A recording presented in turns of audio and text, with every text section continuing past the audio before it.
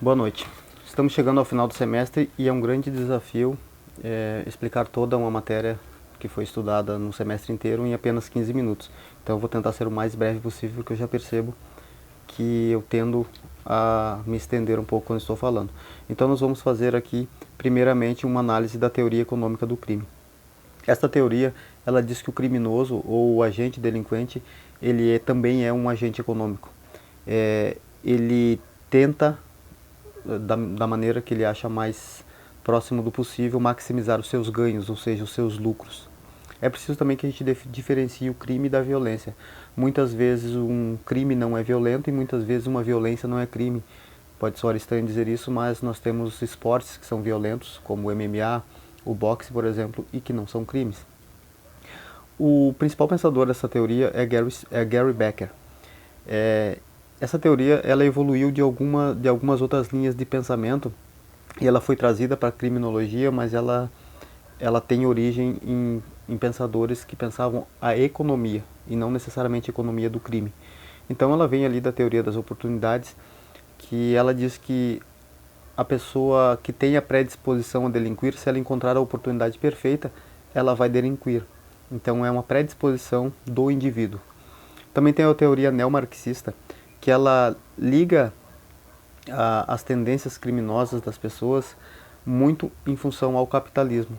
Ou seja, então ela diz que as desigualdades criadas pelo sistema econômico capitalista tendem a fazer com que as sociedades delinquam mais. Então, em países mais desigualitários existem mais criminalidade, enquanto em países mais econômicos existem menos tipos de delitos e menos delinquência também. Dentro da teoria econômica do crime, existem algumas correntes que tendem a analisar o comportamento, os aspectos comportamentais dos indivíduos.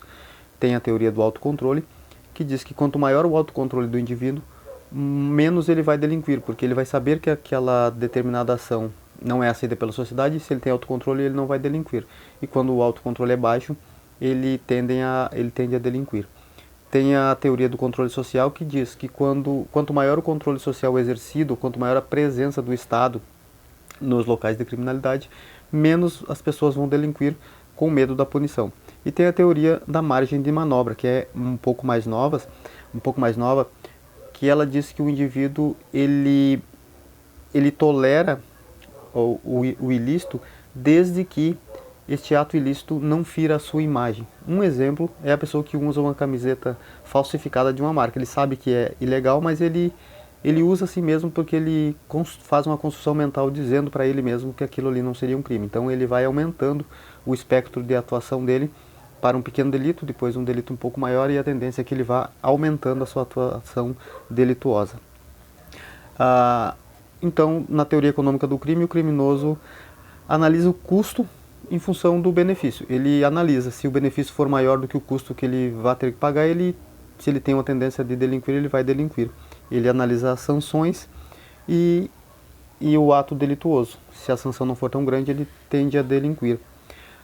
Enquanto isso, o Estado também analisa o custo que a atividade criminosa tem para a sociedade versus o custo de combate à criminalidade. Então, o Estado tenta combater o crime com o menor custo social possível.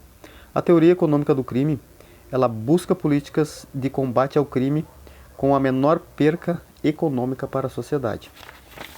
Agora passamos aqui para a teoria do etiquetamento, ou do Labeling Approach. É uma teoria também criada nos Estados Unidos em 1960, e esta é uma das teorias do conflito também, e os nomes principais dela é Howard Becker e Erving Goffman. Esta teoria, ela diz que o Estado ele contribui com a criminalidade no sentido de que ele rotula as pessoas. Ele, o Estado rotula as pessoas com a tendência de fazer com que as pessoas de localidades mais carentes ou mais pobres sejam rotuladas como criminosos, enquanto os crimes de colarinho branco sejam mais tolerados.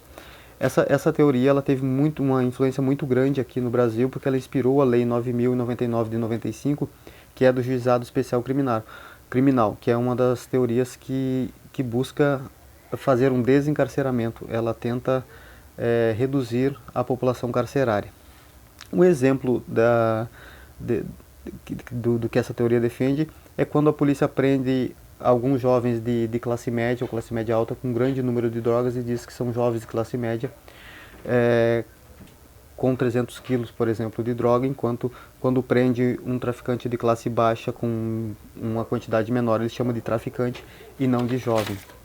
A próxima teoria é a teoria crítica do delito. Essa teoria ela é fundamentada nas ideias de Karl Marx. Ela diz que o crime é um fenômeno decorrente do capitalismo.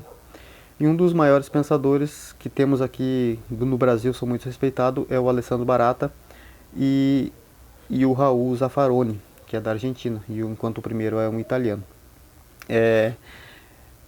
Ela diz que o homem não tem um livre-arbítrio. O homem é vítima da sociedade, vítima de um contexto social que o faz delinquir. Ela diz também que o direito penal ou que as instituições do Estado ela está posta para proteger os interesses de um grupo dominante. Então ela critica a criminologia tradicional e ela busca, na verdade, ela aconselha que o direito penal ou que as políticas penais elas não existam dessa maneira que existem, porque na verdade o homem, as pessoas são vítimas da sociedade. Ela retira do indivíduo a responsabilidade e joga toda a responsabilidade, na verdade, para o Estado. Ela tem, alguns criticam porque ela não consegue explicar os crimes de colarinho branco, ou seja, os crimes praticados por pessoas da alta sociedade. Agora nós vamos passar aqui para a vitimologia. Importante lembrar que Benjamin Mendelssohn é conhecido ou considerado o pai da vitimologia. E a vitimologia, para fazer uma explicação rápida aqui, a gente vai trazer as definições dos tipos de vítima. Então a primeira definição que ele trouxe foi a da vítima completamente inocente. Ou seja, a vítima que não contribuiu em nada para o ato delituoso. Um exemplo que a gente pode trazer é uma pessoa que é vítima de uma bala perdida. Ela simplesmente estava no lugar errado e na hora errada e aquela bala pegou nela. Um outro conceito de vítima é a vítima menos culpada que o delinquente. E aí não quer dizer que a vítima seja culpada, mas ela contribuiu de alguma forma para que o delito ocorresse. E um exemplo é uma pessoa que ostenta um objeto de grande valor, por exemplo. Então ele, segundo essa teoria, ele estaria contribuindo de uma pequena maneira para que acontecesse o ato delituoso. Um outro tipo de vítima que ele traz aqui é a vítima tão culpada quanto o delinquente. E aí o exemplo que a gente traz é uma vítima de estelionato. Por exemplo, uma vítima do golpe do bilhete premiado, ou seja, a pessoa, em função da sua ganância, ela se deixou levar, então ela teve tanta culpa quanto o estelionatário nesse caso, segundo essa teoria. Outro tipo de vítima é a vítima mais culpada que o delinquente. Esse aqui, um exemplo que a gente pode trazer é a vítima de um homicídio privilegiado, quando o assassino, no caso, ou o agressor, age sob a influência de um grande sobre grande influência de raiva, por exemplo. Um exemplo seria, não sei, um marido traído, talvez. Não sei se isso seria um bom exemplo, mas é mais ou menos isso que a gente tem aqui nas doutrinas. E o outro tipo de vítima é a vítima como única culpada. Um exemplo que a gente traz é uma pessoa embriagada que acaba sendo atropelada em uma via de grande movimento.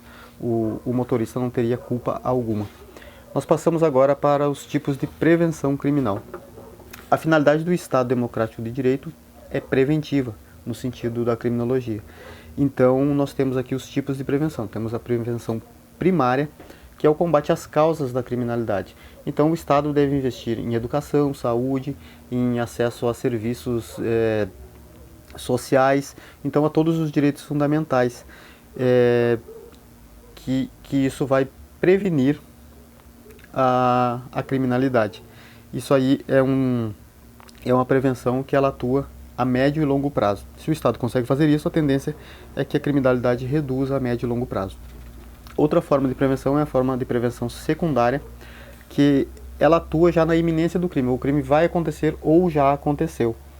E então o foco são ações de controle. São as ações policiais, são investimentos nas polícias, em equipamentos e em políticas públicas direcionadas a grupos de risco, por exemplo, pessoas que sofrem violência doméstica ou pessoas que caíram na drogadição.